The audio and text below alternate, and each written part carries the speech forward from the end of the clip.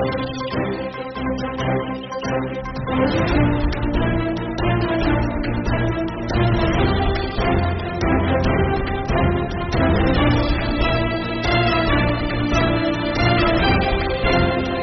वर्ग को हम संबोधित कर रहे हैं, जिनके साथ बैठने का हमें सौभाग्य मिला है, इसने राज्य का नहीं पूरे देश का निर्माण करा है। तो शुरुआत एक जयकारे से होनी बहुत महत्वपूर्ण रहेगी। बोलिए भारत माता की। अरे मुझे जो उम्मीद थी कि आज ये छत उड़ जाएगी, ये नहीं हुआ। एक बार जोरदार नारा लगाइए, बोलिए भारत माता की। एमएसएमई कॉन्क्लेव, आपका महत्व, आपकी इंपॉर्टेंस इसी बात से तय है कि इस राइजिंग राजस्थान जो 3 दिवसीय कार्यक्रम, उसमें एक पूरा दिन आपको समर्पित है। आप सब समावेशी विकास और सामाजिक उद्देश्यों को प्राप्त करने के साधन है। आज खासतौर से हमारे साथ कुछ देर बाद हमारे देश के शिक्षा मंत्री जुड़ेंगे, धर्मेंद्र प्रधान जी। थोड़ी देर के बाद में हमारे मुख्यमंत्री श्री भजन लाल जी भी हमारे साथ होंगे। हमारे साथ हमारे deputy chief minister Premchand Bairwa ji यहाँ पे मौजूद हैं और श्रीमती दिया कुमारी जी भी हमारे साथ उपस्थित हैं। यहाँ पर लघु उद्योग भारती के जो लगातार लघु उद्योग की चर्चा, उनके प्रोत्साहन की नीतियों के ऊपर हमारे साथ बातचीत करती है, उसके अखिल भारतीय अध्यक्ष घनश्याम जी ओझा उपस्थित है। प्रकाश जी भाई साहब अखिल भारतीय संगठन के मंत्री, जिनका मार्गदर्शन हमारे को लगातार मिलता रहता है। ये एमएसएमई के पक्ष में और उनकी समस्याओं के समाधान के लिए लगातार सरकार, चाहे राज्य सरकार हो या केंद्र सरकार हो, उनसे बातचीत करते हैं। एक खास मेहमान हमारे साथ हैं, जिन्हें अभी हम मजाक में चर्चा कर रहे थे तो कह रहे थे कुबेर के पास बैठे हुए हैं। वर्ल्ड बैंक के कंट्री डायरेक्टर मिस्टर अगस्तो कोमे यहां पर हमारे साथ मौजूद हैं। आप दुनिया के फाइनेंस के जगत के अंदर एक जानी मानी हस्ती हैं। हमारे सभी मंत्री मंडल के हमारे साथी, हमारे विधायकगण, हमारे सांसदगण, सभी एमएसएमई के डेलीगेट्स, हमारे मीडिया के सभी साथी, मुझे अत्यंत प्रसन्नता हो रही है आज इस महत्वपूर्ण दिवस पर आप सभी को स्वागत करते हुए, आपका वेलकम करते हुए, क्योंकि खास तौर से मैं जानता हूं कि राजस्थान और पूरे देश की 30% जीडीपी यही आप ही के माध्यम से बनती है।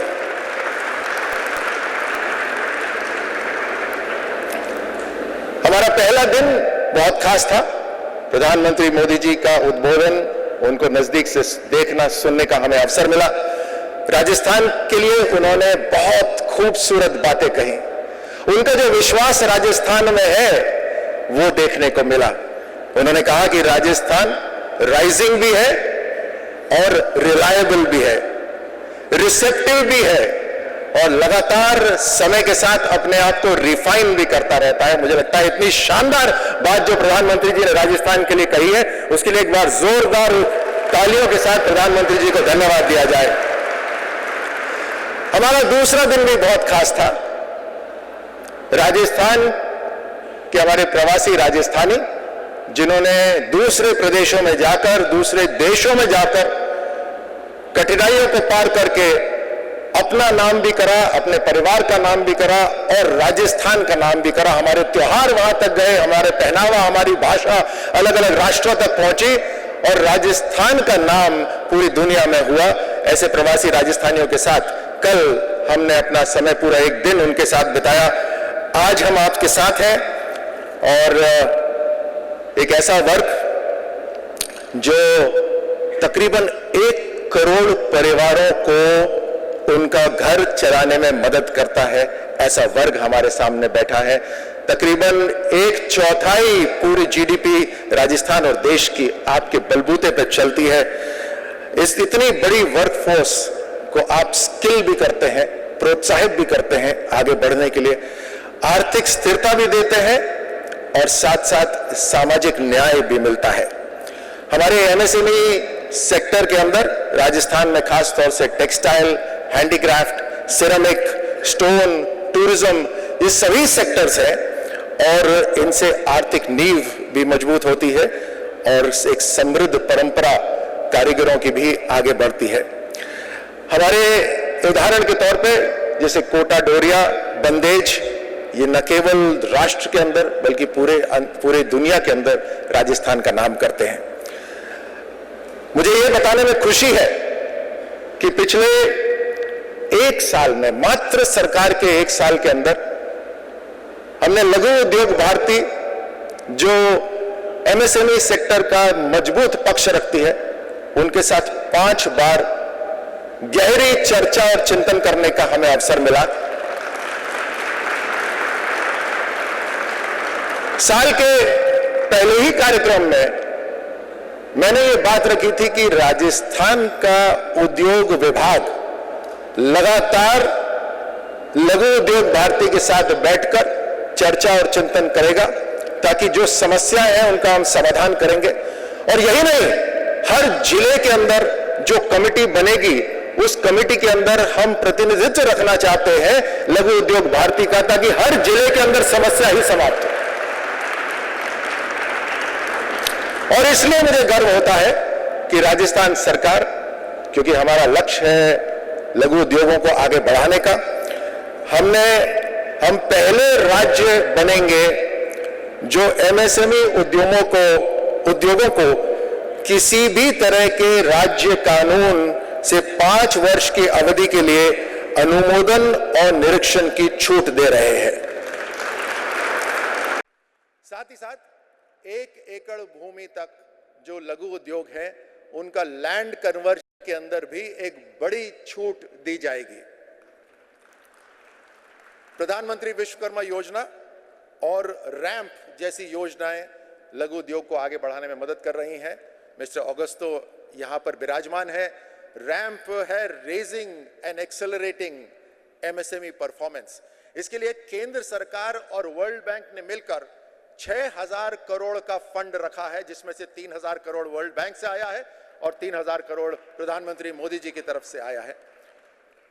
हमने इसी वर्ष, ताकि राइजिंग राजस्थान और तेजी से आगे बढ़े, हमने कुछ नीतियां लॉन्च करी।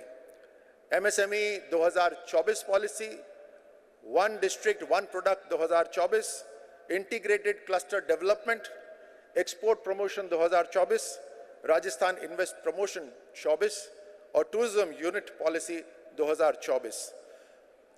ये हमने एक स्पष्टता लाने के लिए करी है ताकि जो उद्योग करना चाहते हैं, सरकार की तरफ से उनको क्या मदद मिल रही है, क्या सब्सिडी मिल रही है, किस किस क्षेत्र के अंदर हम अपनी टेक्नोलॉजी या अलग अलग माध्यम से आपको समर्थन देने को तैयार हैं, ये सभी इन पॉलिसीज के अंदर विस्तृत रूप से लिखी हुई है। दुनिया आगे बढ़ रही है, टेक्नोलॉजी का जमाना है और टेक्नोलॉजी को जोड़कर इंडस्ट्रीज अपनी एफिशिएंसी ला रही हैं अपने काम के अंदर।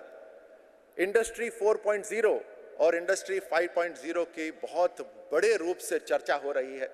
प्रधानमंत्री मोदी जी ने कहा है कि हम इंडस्ट्री 4.0 के अंदर दुनिया को लीड करने के लिए पूरी तरह से तैयार हैं। हम स्वागत करते हैं टेक्नोलॉजी का और मेरा आग्रह आपसे है कि क्लाउड कंप्यूटिंग हो, आर्टिफिशियल इंटेलिजेंस हो, आपके काम के अंदर जो डेटा आता है उस डेटा से निर्णय हो, ऑटोमेशन हो, रोबोटिक्स हो, ये अलग अलग लेवल पर, ये बड़ी बातें नहीं है, ये अलग अलग लेवल पर संभव है।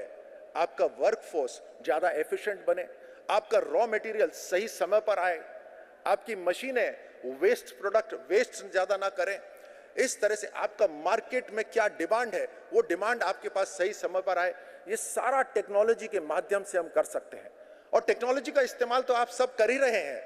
आप सबके पास स्मार्टफोन है और इन स्मार्टफोन के अंदर एक नहीं बल्कि 5 और 6 बड़ी बड़ी अलग टेक्नोलॉजी एक जगह आई है, तब आपका फोन स्मार्ट बना है। अब हमें भी स्मार्ट बनना है और हमें अपना स्मार्ट प्रोडक्शन, स्मार्ट मैन्युफैक्चरिंग तब कर सकते हैं जब अलग अलग टेक्नोलॉजीज को हम एक जगह कन्वर्ट करें एफिशिएंसी लाने के लिए।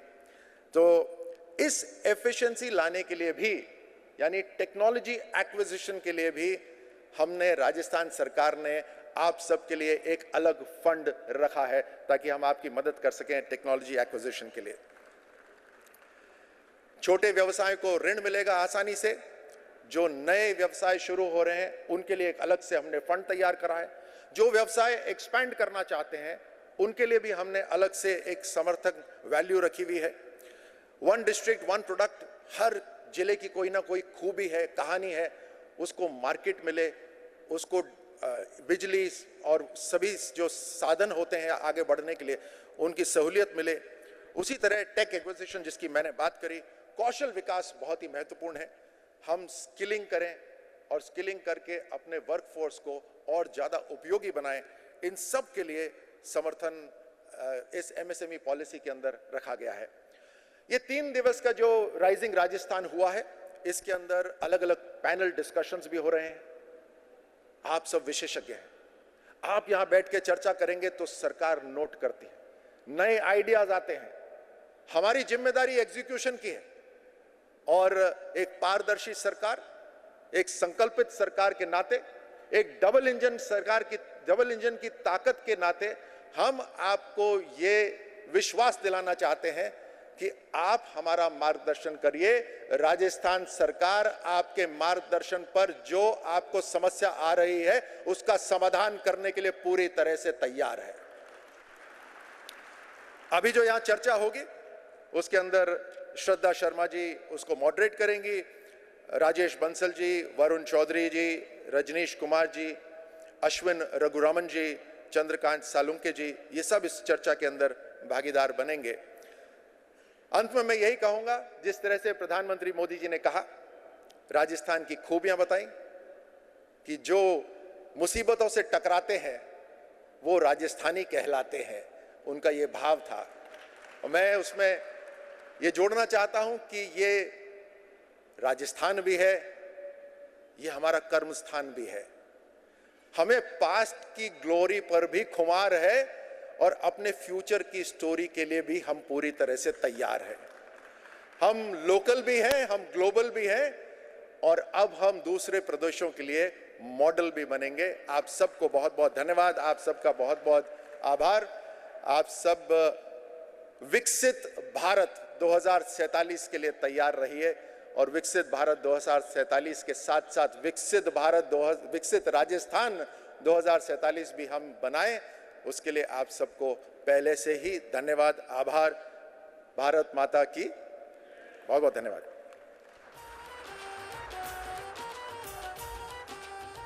बहुत बहुत धन्यवाद माननीय मंत्री जी। इन 3 दिनों के की से ज़्यादा के सदस्य हैं और पूरा जीवन इनका समाज कल्याण की तरफ समर्पित रहा है।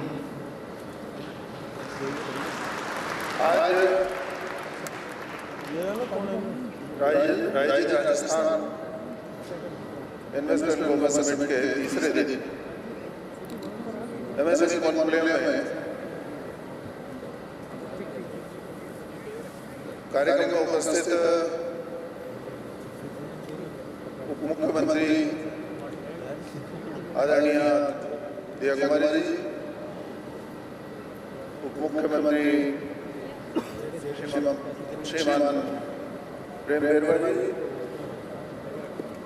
अन्य उपस्थित सभी मंत्री महानुभाव, विधायक महानुभाव, अधिकारी महानुभाव, विशिष्ट आमंत्रित महानुभाव और राजस्थान के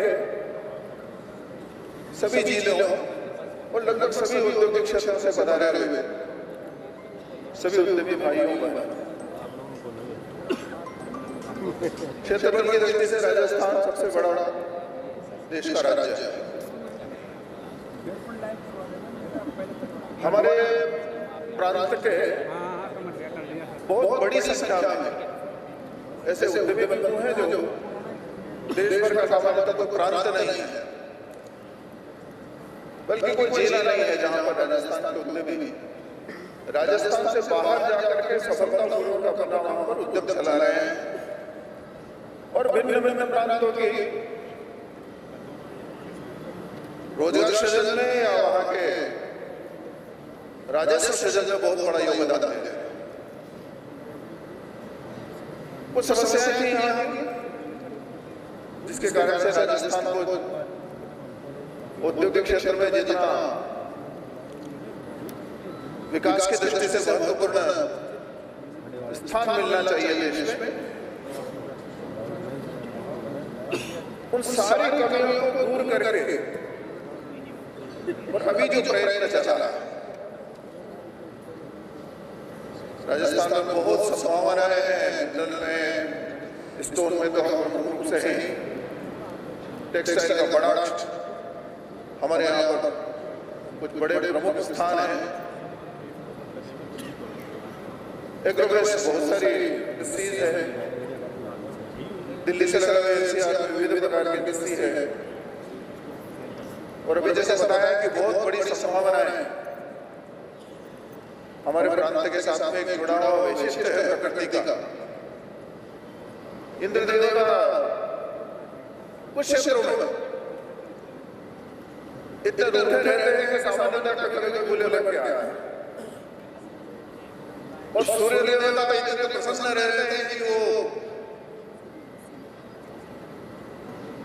पूरी क्षमता से सूर्य की किरणें विशेष तौर पर पश्चिम राजस्थान को उपलब्ध होगी और हमारा सौभाग्य है कि वहां पर हम एक तरह से सोलार के रूप में जो आज की आवश्यकता है, बिजली की आवश्यकता हर घर को आज है, बाकी सारे विविध प्रकार के उपक्रम इंडस्ट्री वगैरह सभी को आवश्यकता है।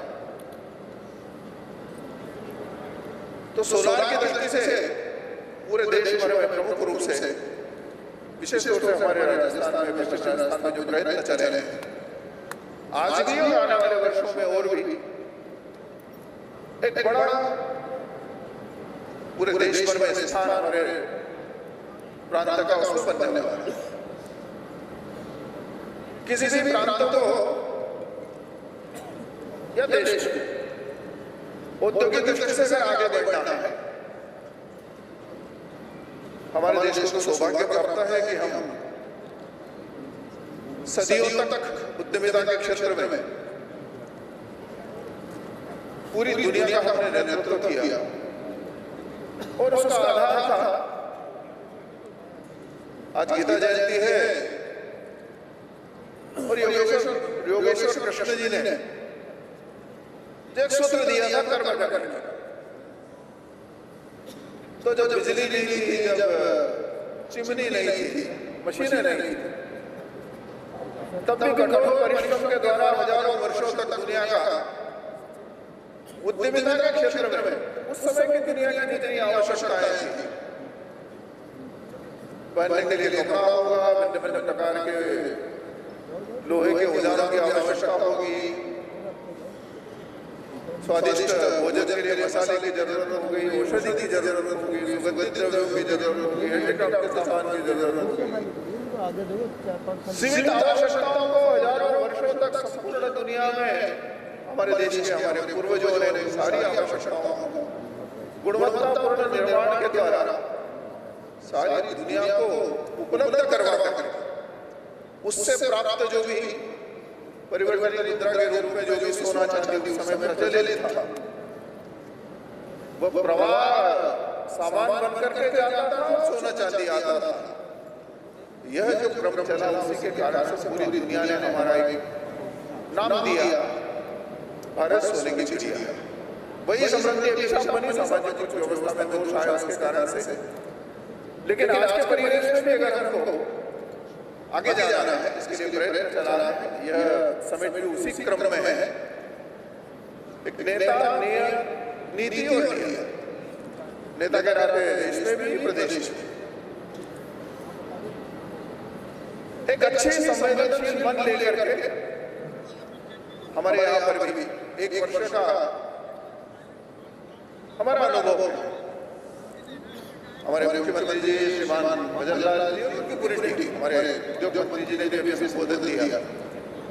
लगातार एक वर्ष में जितने भी प्रश्न आए, विभिन्न प्रकार की समस्याएं आई, उद्योगों से संबंध में 5 बार उन्होंने बताया कि औपचारिक रूप से मिलना होगा, लेकिन अनौपचारिक रूप से और भी अनेक अवसरों पर मिलना होगा। एक अच्छा संवेदनशील मन लेकर के उन सबके समाधान के लिए त्वरित प्रयत्न, एक अच्छा मन है। नीति की दृष्टि से हम सब जानते हैं कि जो हमारी एमएसएमई पॉलिसी से लेकर के बाकी सारे भिन्न भिन्न प्रकार की नीतियों पर राजस्थान सरकार ने सबके सामने उपस्थित किया है, सबके परामर्श से और उसमें आवश्यक संशोधन करने की भी मानसिकता से जिस प्रकार का प्रयत्न चला है, नीति निर्माण में जो भी संबंधित पक्ष है उन सबको ध्यान में रख करके उनसे परामर्श लेकर के जब शासन प्रशासन के द्वारा प्रयत्न चलता है तो निश्चित रूप से वह पक्ष सब एकजुट होकर के साथ में जुड़ करके उस सारे प्रयत्न को आगे बढ़ाने के लिए कटिबद्ध होते हैं। और नियत सबसे बड़ा प्रश्न है, आज तक जो राजस्थान के संदर्भ में भी जो बाहर धारणा थी, अनेक प्रदेशों में जाना होता है, सबसे जगह प्रश्न आता है राजस्थान से बाहर आए 50 वर्ष हो गए, 100 वर्ष हो गए, यहाँ पर बहुत अच्छे सफल उद्यमी हैं, राजस्थान में क्यों नहीं आए? तो नियत के कुछ प्रश्न है। मुझे लगता है कि अभी जो प्रयत्न चला है आगे बढ़ रहा है, जिस संवेदनशीलता के साथ बढ़ रहा है, जनप्रतिनिधि सरकार का भी और प्रशासन का भी जिस प्रकार की मानसिकता है, उस मानसिकता के कारण से और ये लगातार चलने वाला प्रयत्न, मिलना जुलना, अनौपचारिक रूप से बैठना, आने वाली समस्याओं के समाधान को उद्यमी हमारे ही बंधु हैं, हमारे ही अपने हैं, बड़ा काम करते हैं, बड़ा योगदान देते हैं। रोजगार सृजन अपने देश की नहीं पूरी दुनिया की समस्या है। छोटे उद्यमियों का बहुत बड़ा योगदान है रोजगार सृजन, पूरी दुनिया मानती है, जानती है। रेवेन्यू जनरेशन सबको चाहिए, सरकार को भी विभिन्न प्रकार की कल्याणकारी विकास की जितनी योजनाएं हैं सबको पूरा करने के लिए राजस्व वृद्धि की आवश्यकता होती है। हर वर्ष टारगेट बढ़ते चले जाते हैं। छोटे उद्यमियों का जो नीचे तक फैला हुआ व्यापक विस्तार है, इसको अगर पुष्ट किया जाए, इसको समृद्ध किया जाए, इसको मजबूत किया जाए, तो निश्चित रूप से रेवेन्यू जनरेशन की दृष्टि से भी एक बहुत बड़ा सरकार को भी उसका लाभ होने वाला है। जिन जिन सरकारों ने इस प्रयत्न को आगे बढ़ाया, आज वो आगे बढ़े हैं, आगे दिख रहे हैं। राजस्थान भी इस सारे प्रयत्न में, और ये जो सारा आयोजन हुआ है, तीसरे दिन का ये जो एक तरह से अंतिम सत्र है, 3 दिनों में जो भिन्न प्रकार के विषय हैं उन सबके ऊपर विचार विमर्श और उसके द्वारा जो सबको एक दिशा मिली है, प्रेरणा मिली है, कहीं ना कहीं संकल्प जागृत हुआ है। उसके कारण से मुझे लगता है आने वाले समय में जब भी बात होगी तो केवल भौगोलिक दृष्टि से राजस्थान अग्रणी है ऐसा नहीं है, आर्थिक दृष्टि से भी एक औद्योगिक पटल में भी देश में एक अग्रणी राजस्थान जो बाहर पूरे देश भर में हमारे सफल उद्यमी हैं, अपने प्रांत में भी आकर के उद्यमिता के विस्तार में विकास में योगदान देकर के राजस्थान को औद्योगिक दृष्टि से अग्रणी राज्य के नाते और हम सब मिलकर के उनसे भी सहयोग लेकर के शासन प्रशासन सरकार सभी इस प्रयत्न को आगे बढ़ाएंगे तो आने वाले समय में जब भी कभी विचार होगा, मूल्यांकन होगा,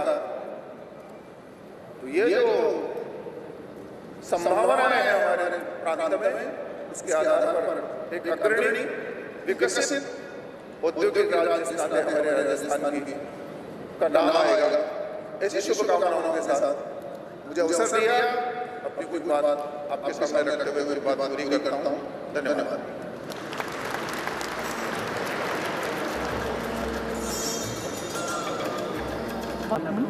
He has been instrumental in supporting projects that have empowered businesses to thrive. Under his leadership, the World Bank is actively involved in the RAMP project, that's Raising and Accelerating MSME Performance Initiative in India, which is aimed at bolstering the resilience and the market competitiveness of MSMEs. We have Mr. Auguste Thana-Kwame addressing us now. Thank you very much. Honorable Chief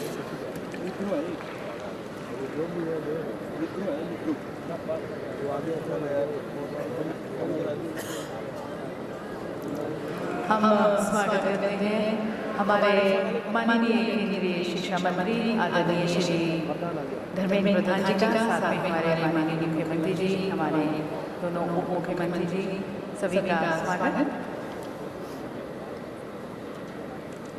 देवी सज्जनों, हमारे समापन सत्र के मुख्य अतिथि हमारे आदरणीय श्री धर्मेंद्र प्रधान जी हमारे साथ, हमारे माननीय केंद्रीय शिक्षा मंत्री। And now, once again, I hand the stage back to Mr. Auguste Thana-Kwame, the World Bank Country Director in India. Thank you very much. Honorable Chief Minister Rajan Sharma Ji, Honorable Deputy Chief Ministers Dia Kumari Ji and Prem John Bharai Ji, Honorable Union Ministers, Honorable Ministers of the Government of Rajasthan, Honorable guests, all protocol observed. It is a real honor to be here today, and it is with a great pleasure that I share with you the greetings of the President of the World Bank, Mr. Ajay Banga, who would have loved to be here if he didn't have other commitments, but I'm sure he will look forward to visiting you whenever he can. The Honorable Prime Minister of India has set very ambitious goals for the country. India wants to become a high-income country by 2047. The Viksit Bharat is a dream that we all share and that we all want to contribute to. And Viksit Rajasthan will be a big contributor to Viksit Bharat. There are few states in India who have a chance to grow at double digits consistently between now and 2047. Rajasthan is one of them, because of the potential that it has, because of the connecting abilities it has. And if India is going to achieve the goal of Viksit Bharat, MSMEs will also need to play a big role. They are already playing an important role, contributing to 30% of GDP, 40 to 50% of exports for the nation, creating jobs.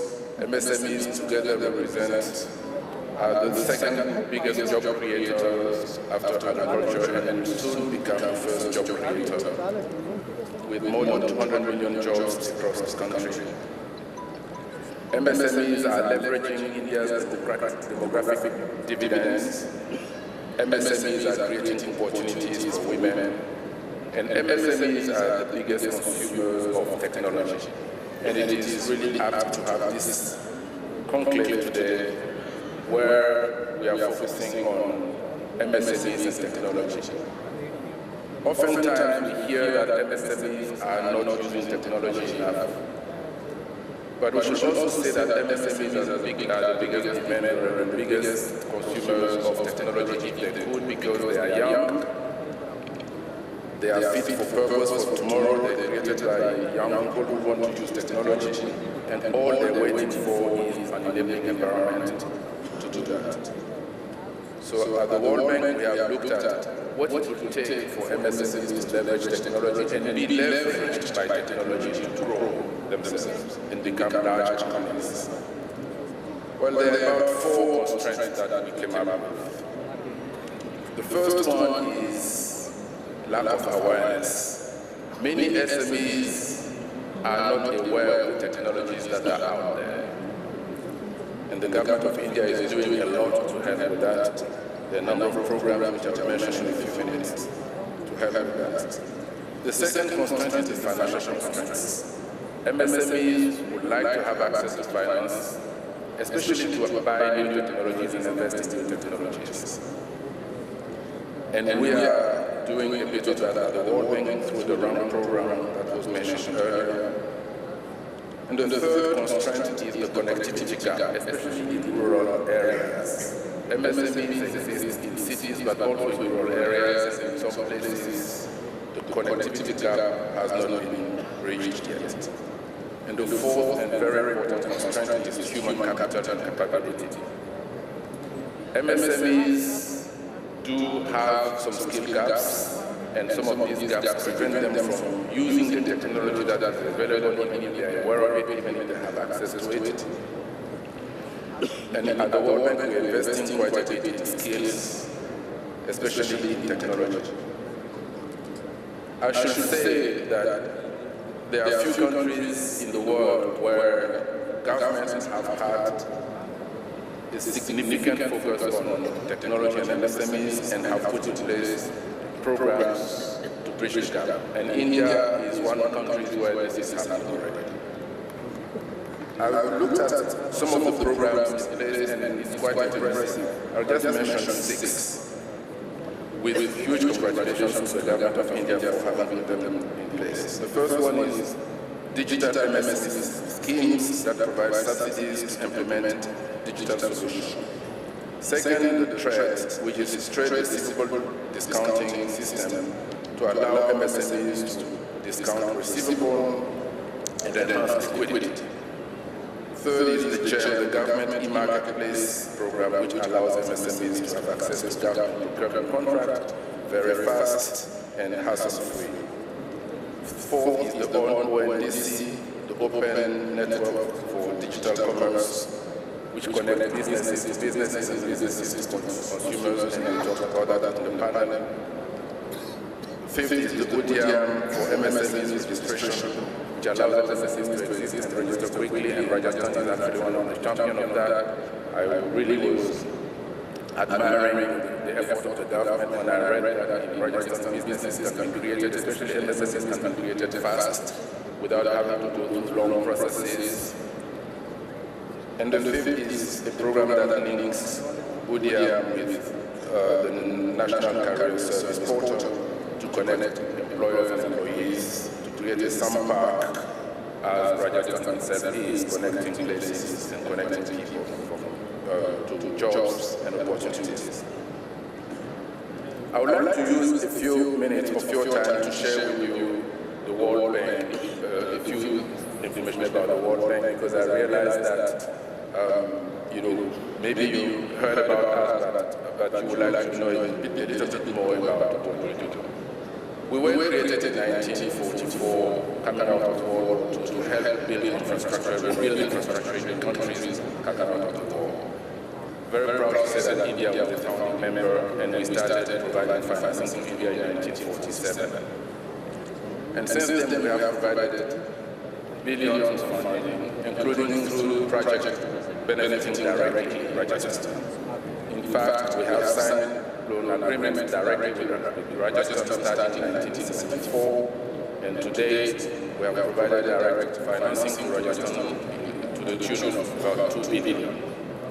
We do have a number of projects that have been closed here in Rajasthan, some of them are under implementation. We have 2 projects under implementation in Rajasthan, the Rajasthan State Highway Development Program, and the Strengthening Public Financial Management in Rajasthan. We're looking forward to increasing our engagement in Rajasthan through the logistics agenda. We have another highway project under preparation. We would like to work more in spaces such as MSMEs, especially where it can improve women's access to financing and women's ability to create their own MSMEs. The World Bank in India is preparing a new partnership framework with the government of India, and in that framework we would like to emphasize how we work with the federal India, therefore working more closely with states that have ambition to contribute to Viksit Bharat, and I do believe that Rajasthan will be one of the focused state under our new partnership program. I would also like to inform you, if it's of interest, that our new president, Mr. Ajay Banga, is very interested in the private sector and private financing. We at the World Bank focus a lot on lending to government, but we have the International Financial Corporation, which is part of the World Bank Group, which will provide financing to the private sector. We have the Multilateral Investment Guarantee Agency, which provides insurance to private investors. And we would like to increase their business here in India and in Rajasthan in particular. Under the leadership of our new president, we have created the Private Sector Investment Lab, where we invite ideas from the leaders of the private sector to suggest to us how we can do business better, how we can leverage private capital in developing countries, especially middle-income countries. We have also created a guarantee platform so that we can leverage bigger and other guarantee instruments at the World Bank better. I know there's some private investors in this room, and you'll be interested to know that we want to lean forward and work with you to contribute, to help you contribute to development in India. And we have also created something that we call originate to distribute, whereby the World Bank would provide financing to the public sector and work with the public sector to distribute and to transfer the exposure to the private sector at an appointed time, even before the end of the project or before the end of the loan. So there are a number of things that we can do to stimulate MSMEs in India and MSMEs in Rajasthan in particular. And one such thing, this will be my last point here, is the RAM program. The RAM program is a program that the Ministry of MSME in the government of India requested to stimulate the MSME sector, especially coming out of the COVID crisis. And it has done really, really well. It is a relatively small project. It is a scheme thing. I recognize that. Maybe we need to go back to 30,000 crores. But we've started. We started with a 500 million project, and Rajasthan actually has very ambitious goals under the RAM program. It's a national program that benefits Rajasthan and other states as well. And Rajasthan, through this program, wants to transform 11,000 MSMEs, create 5,000 new exporters, facilitate 40 enterprises, list them on SME exchange, and develop skills for 12,800 individuals and enhance the capacity of government functionaries in Rajasthan. Onboard 5,000 MSMEs on TREADS platform, which I mentioned earlier, and enable financial guarantees for over 200,000 MSMEs. These are ambitious goals, but they are achievable because Rajasthan has the capacity to do that. And when it comes to technology, bridging the technology divide, we want to focus on the RAM on 4 stages. The early stage of adopters, the development stage adopters, the growth stage adopters, and the mature stage adopters. So there is something in RAM for all MSMEs at every stage of technology development. So I will invite MSMEs to participate actively in RAM. And to heed the plea for increasing the size of RAM, we are preparing a second phase already for the RAM program, and I hope it will come on board very soon. It's not yet 30,000 crores, but the second phase will be $750,000. It's bigger than the first phase, and hopefully with that we'll reach more MSMEs and will accelerate the contribution to India's development and helping India achieve the Viksit Bharat and help Rajasthan achieve Viksit Rajasthan. Thank you very much.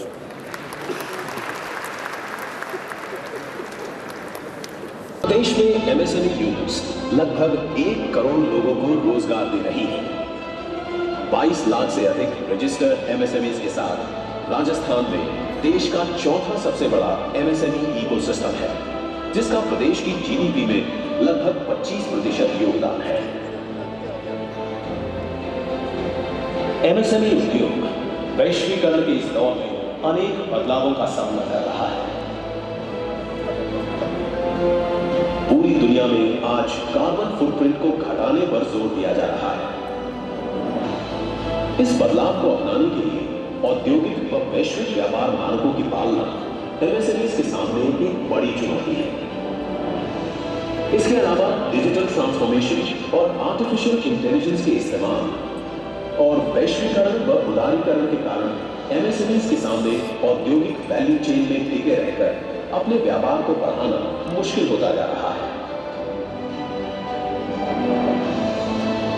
माननीय मुख्यमंत्री श्री भजनलाल शर्मा के नेतृत्व में राजस्थान सरकार MSMEs को बेहतर ecosystem देने के लिए नए सिरे से वैश्विक सोच के साथ काम कर रही है।